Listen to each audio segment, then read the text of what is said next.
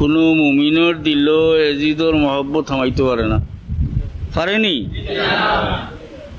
আর কোনো মুমিনের দিল হুসাইনের মহব্বত তাকে খালি দিতে পারে না। আহলে বয়তর মহব্বত থাকিয়া কোনো মুমিনের দিল খালি দিতে পারে না। নবীর লোকে যার মহব্বত আছে, আহলে বয়তর লোকে মহব্বত আছে। নবীর লোকে যার মহব্বত আছে, এজিদর লোকে আদাওয়াত আছে, শত্রুতা আছে, ঠিক না? না, যে মানুষে এজিদর প্রশংসা করবো, হাদিস শরীফ আছে, ইজা মুদিহাল ফাসিকু ইরতাজ্জা আরশুর রহমান, কোনো ফাসিকর প্রশংসা যখন করা হয় তখন আল্লাহর আরশ কাঁপে। আচ্ছা, আর এক কথা কই, আপনারা জানেন কারবালার ঘটনা, কিন্তু আর একটা মারাত্মক ঘটনা আমি কই। এজিদে কারবালা ঘটনার পরে মদিনা শরীফ লুণ্ঠন করাইছে। এটা সব কিতাবও আছে, লিখিতভাবে দিছে যে যুদ্ধ জয় হওয়ার পরে 3 দিন পর্যন্ত হালাল হরি দিলাইলাম মদিনার শহর, লুটপাট করবায়, মালমাতা জমাইয়া সিপাহী হলরে পাঠিয়ে দিবায়। এই এজিদর চিহ্ন হলে মদিনার পবিত্র মহিলা হলর লগে বদকারি করছেন। হুকন আউযুবিল্লাহ, নবীর শহর, পবিত্র শহরের মহিলা হলর লগে বদকারি করছেন।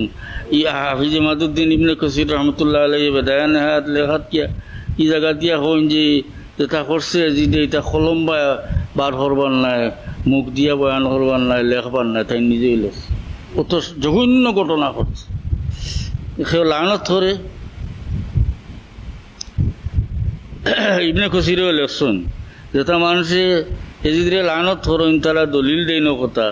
আল্লাহ নবী ফরমাইছেন যে মদিনার মানুষের চেতাইব, ইগুরে আল্লাহ দুজহ নুন জেলা পানির মাঝে গলাইবা, যে গিয়ে মদিনার মানুষের কষ্ট দিব, ইগুর উপরে আল্লাহ লানত, নবীর লানত, সারা মুমিনের মুসলমানের লানত, আল্লাহ নবী অ্যাডভান্স লানত করিয়া গেছেন। গতিকে এজিদের লানত করতে কোনো বাধা নাই।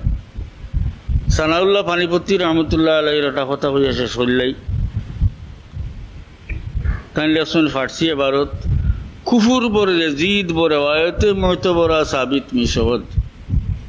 কইতরা যে এজিদর কাফির হওয়া এ কথা বিশ্বস্ত বর্ণনার দ্বারা সাব্যস্ত হয়েছে।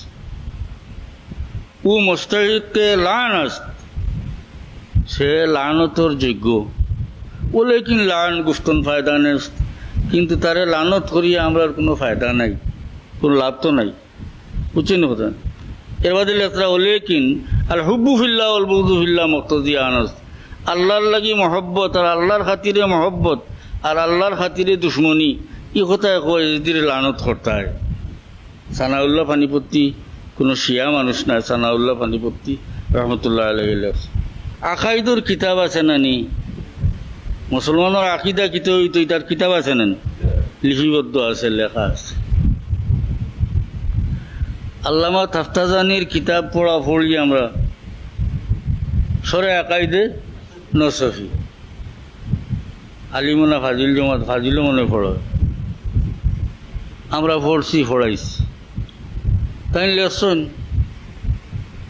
যে লানতুল্লাহি আলাইহি ওয়া এজিদর কথা, লানতুল্লাহি আলাইহি ওয়া আলা আওয়ানিহি ওয়া আনসারিহি, এজিদের উপরে আল্লাহ লানত হোক, তার সঙ্গী সাথী সাহায্যকার যত শাসলা ওটির উপরে আল্লাহ লানত হোক। এটা কোনো শিয়ার কিতাব নাই, বুঝছেন না কথা, মোটমাট কথা অনুসার চললেই। ই বহু কিতাব দেখছি যে সেও এজিদরে বাঁচাইয়া নিবার কোনো সাধ্য নাই, বুঝছেন না কথা। এজিদ এগু হবিস আছিল, হবিস সেও কইতা সাহাবির ফুয়া, ইটার এতামনে উঠিয়া কইতা নবীর ফুয়াও তো খেনা নাছিল না। নূহ আলাইহিস সালাম নবী নাই, নবী তো বড়, নবীর ফুয়া কেনা নাছিল না। আর মহাবীর সাহাবি হইল, সাহাবির ফুয়া যদি বেহতি হয়, তে নবীর ফুয়া বেহতি হওয়াটা কিন্তু আরো সহজ ব্যাপার হইল, ঠিক না কথা।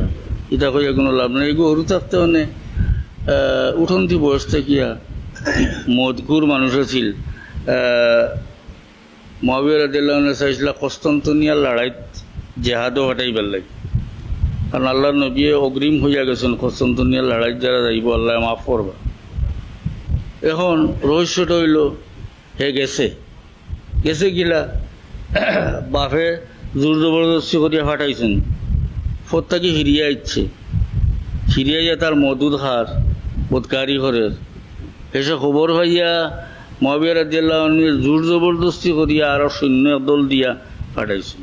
এতে বোঝা যায় যে যদি কনস্টান্টিনিয়ার লড়াইত গিয়াও থাকে আন্তরিকভাবে গেছে না, জোর জবরদস্তি করিয়া তারে নিয়া কোনো আজির খসলা ইলা কোনো দলিল তো নাই যে কনস্টান্টিনিয়ার লড়াইয়ের বাদে বেইমানি কুফরি করলে যে আল্লাহ মাফ করবা ইলা করছে নাই।